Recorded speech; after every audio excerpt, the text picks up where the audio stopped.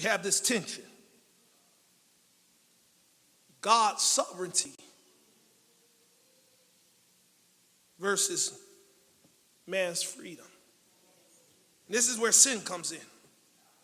Start with the sin of Adam and Eve. Mankind has a sin bias.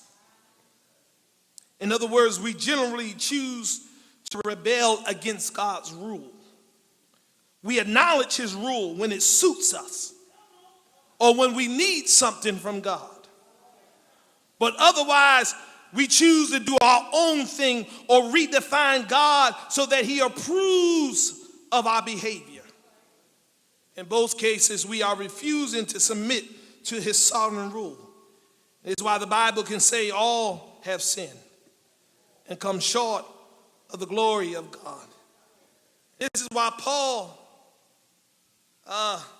has this battle. Paul was wrestling with this thing. Over in Romans chapter 7, it may be on the screen. Romans chapter 7, verse 17. Now then, it is no more I that do it, but it is the sin that dwelleth in me. For I know that in me, that is in my flesh, dwelleth no good thing. For the will is present with me, but how to perform that which is good I find not. For the good that I would, I do not. But the evil which I would not, that I do. Now if I do that I would not, it is no more I that do it, but it's the sin that dwells in me. But then there's a second tension, and I'm done. Second tension is God's sovereignty does not violate man's freedom. The Bible teaches us that God knows what we will choose because he knows us better than ourselves.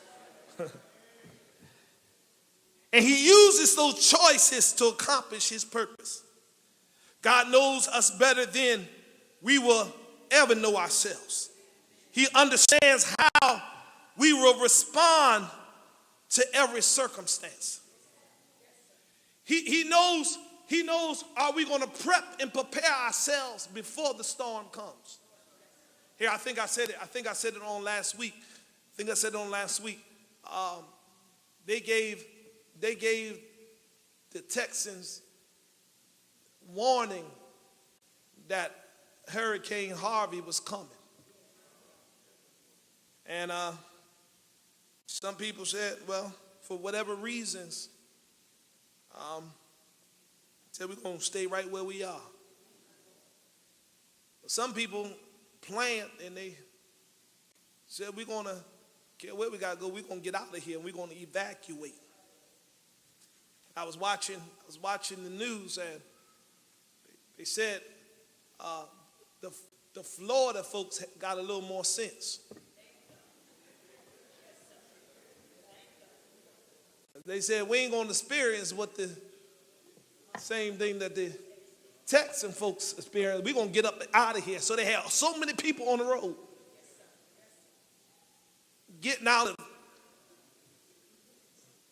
and I understand why some people were scared because we got a crazy president who's trying to undo everything that Obama put in place.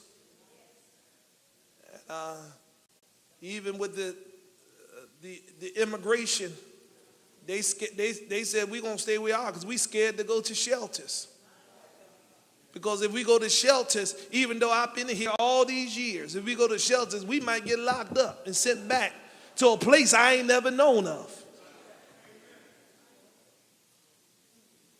But here it is. Preparation is the key. God said he knows us better than we know ourselves, and he uses those choices to accomplish his purpose. God knows us better than we will ever know ourselves. And he understands how we will respond to every circumstances. But the only way we will freely choose to follow Christ is for God to do something that changes our appetite. Because we are now living in a generation where we want everything our way. I heard one preacher say we got a Burger King mentality. We just want to have it our way. And if we can't have it our way, we'll get up and leave here and we'll go somewhere else. And we can't have it our way over there. You're going to keep hopping. You ain't going to have nowhere to hop to after a while. You can't write your own menu with God. And so only way that God, he will get our attention if he changes our appetite.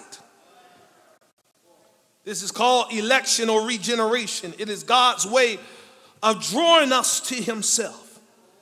God knows how to influence us in such a way that we freely choose him. God gives us a measure of his spirit to us to draw us to himself. It's just like you see the commercials on TV. And if you ever wonder why people will spend millions of dollars Super Bowl Sunday to put a 30-second commercial on the TV. The reason they're going to spend because they know you're going to watch it. And they know after you watch it, you're going to go to your wallet. And they know after you go to the wallet, you're going to pull out the American Express, Visa, and Discover. And why you're going to call the number, you're going to call it in or get online, and you're going to pay for it because they have just enticed you to purchase what they were selling on TV. Y'all do. Matter of fact, okay, that's not just, y'all say, well, I don't watch the Super Bowl. Okay, y'all what is it called? The HSN, the home shopping.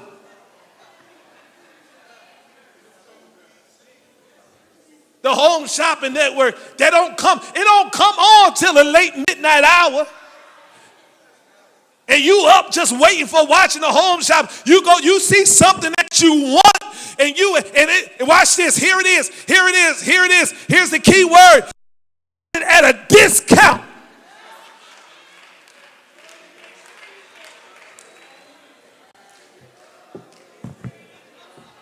They already got you right there.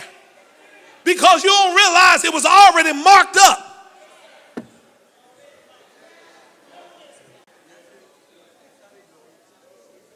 Somebody say, ain't nothing free in this world. And ain't nothing discounted in this world. And it entices you to purchase what they're selling. And you will get bent out of shape, go and buy it, let the mall have it sell. You go running, you see it on TV, you go running down the mall. Matter of fact, some of you became, you Black Friday crazy. I ain't never seen a bunch of, they used to say it was just the black folks. It ain't the black folks no more, everybody. Go standing out in line in Walmart, you got your tent. Your flashlight, your pepper spray. You setting up in the Walmart line, waiting for the doors to open because you just got to get that flat screen TV that is all scale. They done enticed you.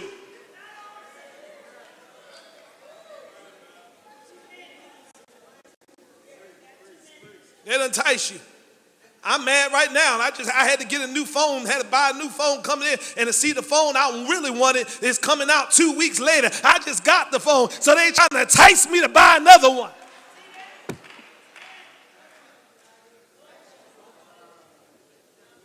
All this is to entice you.